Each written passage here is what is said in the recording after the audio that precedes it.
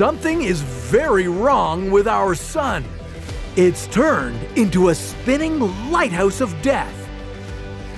What would make the sun so much more deadly than usual?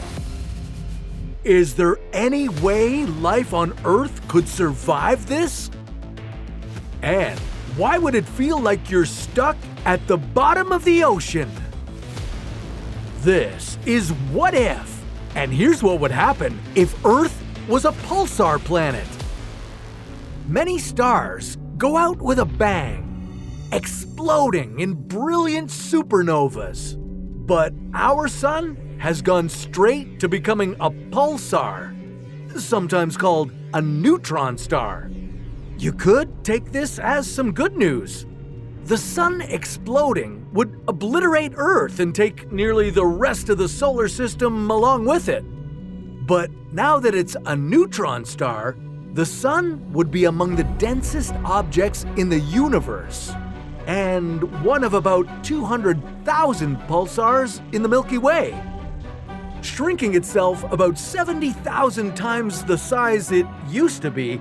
Our sun wouldn't be much bigger than a small city at 10 kilometers across, and it would be spinning very fast. If it's anything like the pulsar located in the Virgo constellation, it could make about 161 rotations every second. Oh, and it would also shoot beams of deadly radiation directly toward the Earth every few seconds, or even milliseconds. With all this radiation beaming down, you don't really have much time, but you can still have the time to learn a new language. With Speakly, you can get from ground zero to solid speaking skills in about 3 to 4 months.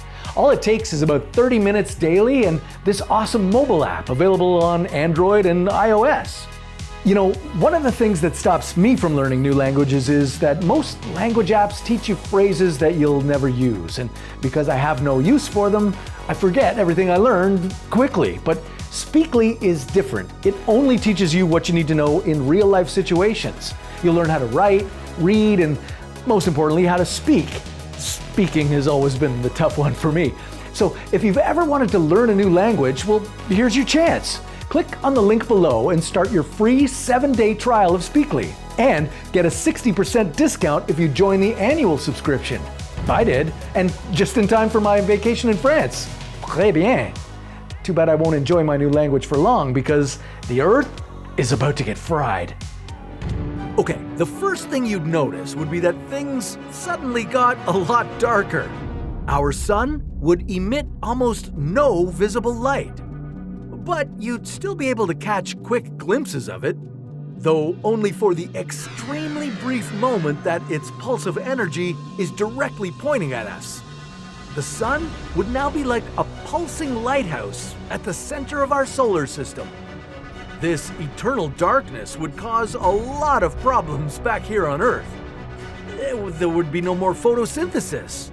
Trees would no longer be able to produce oxygen, and crops wouldn't grow, so animals and humans would be on the brink of mass starvation. But there would be good news. Astronomers have found exoplanets existing in a pulsar's habitable zone, so maybe, just maybe, you'd have a chance to survive this. Run, OJ! Run! Especially because the habitable zone of a pulsar could be nearly as large as a normal star. That would mean it could still be possible for liquid water to exist on Earth's surface. But this liquid water would only be able to exist thanks to our warm atmosphere, trapping energy from the sun. And while there wouldn't be much visible light, there would be a lot of radiation. That's because neutron stars have incredibly strong magnetic fields. This would cause beams of X-rays and gamma rays to shoot out from the sun's poles. Yeah, and this would be very bad news. All this radiation would be highly lethal. In order to prevent it from reaching the Earth's surface, our atmosphere would need to be thicker, maybe as thick as 1 million times what it is today. if you managed to pump enough air into the atmosphere to reach this desired thickness, you'd have to get used to living with an atmospheric pressure as intense as the deepest parts of the ocean. It would be like going down 10 kilometers to the bottom of the Mariana Trench. But you wouldn't be able to get close to that depth before you'd be completely crushed. Before you even hit the halfway point, your eardrums would rupture and your lungs would fill with blood and collapse. But you might not need to worry about this because Earth wouldn't be able to hold such a dense atmosphere in place. The relentless radiation would just blast it away. And if enough of the atmosphere disappeared, the liquid water on Earth's surface would eventually boil away. And that would be the guaranteed demise of human life on this once habitable space rock. Which makes me think, what would happen if the oceans simply boiled away?